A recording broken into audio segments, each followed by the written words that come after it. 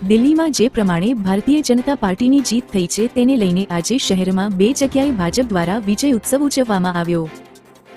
દિલ્હી વિધાનસભામાં ભારતીય જનતા પાર્ટીની જ્વલંત વિજય થયો છે, જેને લઈને ભારતીય જનતા પાર્ટી દ્વારા ભાવનગરના પૂર્વ અને પશ્ચિમ બંને વિસ્તારમાં ફટાકડા ફોડી વિજય ઉત્સવ ઉજવવામાં આવ્યો હતો, જેમાં પશ્ચિમ વિસ્તારમાં કુંભારવાડા સર્કલ ખાતે અને પૂર્વ વિસ્તારમાં ઘોઘા સર્કલ ખાતે ભારતીય જનતા પાર્ટીના અધ્યક્ષ અભયસિંહ ચૌહાણ, ધારાસભ્ય જીતુભાઈ વાઘાણી સહિતના આગેવાનોની ઉપસ્થિતિમાં વિજય ઉત્સવ ઉજવવામાં આવ્યો। ફટાકડા ફોડી એકબીજાના મીઠા કરવામાં આવ્યા।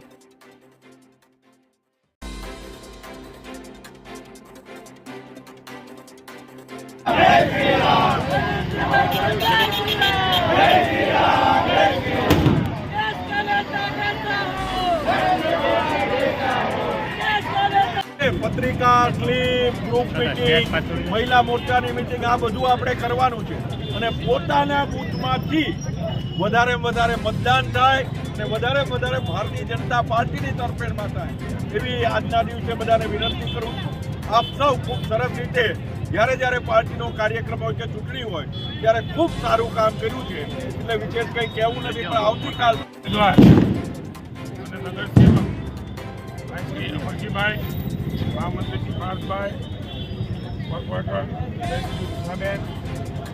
કોઈનું નામ બોલે તો માફ કરજો। સૌ નગરસેવકો, વોર્ડના પ્રમુખભાઈ શ્રી જમોટ, આપ સૌ કાર્યકર્તા ભાઈઓ અને બહેનો, ભારતીય જનતા પાર્ટી વડાપ્રધાન નરેન્દ્રભાઈ મોદી સાહેબના નેતૃત્વમાં અવિરતપણે જનતાનો વિશ્વાસ જીતવામાં સફળ રહી છે।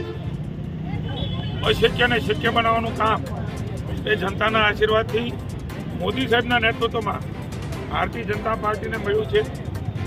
એક ઐતિહાસિક જીત, જેમને ખૂબ અહંકાર હતો, સફેદ જૂઠ બોલીને લૂંટવાનું કામ દિલ્હીને કર્યું, સમગ્ર દેશને જૂઠાણાઓ તરફ દોરવાનો પ્રયાસ કર્યો, પણ દિલ્હીની જનતાએ જેમ મહારાષ્ટ્રની અંદર મોર મારી, જેમ હરિયાણાની અંદર એકવાર દિલ્હીની જનતાએ ભારતીય જનતા પાર્ટીને મોર મારીને નરેન્દ્રભાઈ મોદીના ભારતીય જનતા પાર્ટીમાં વિશ્વાસ વ્યક્ત કર્યો। આપ સૌએ જે પ્રકારે આજે વડવા ભારતીય જનતા પાર્ટીના લોકપ્રિય ઉમેદવાર અમરસિંહભાઈ ચુડાસમાના લોકસંપર્કમાં નીકળ્યા, મને આનંદ છે કે જે પ્રકારે લોકોની સ્વીકૃતિ આપણે જોઈ, લગભગ 13 બૂથમાં આપણે ભેળ્યા, એ સુનિશ્ચિત કરે છે કે ભારતીય જનતા પાર્ટી આગામી 16 મે જે પેટા ઇલેક્શન છે વડવા બનું, એ નાનાથી માંડી મોટા, મધ્યમથી માંડી ગરીબને શ્રમજીવી લોકો પણ ભારતીય જનતા પાર્ટીની સાથે છે।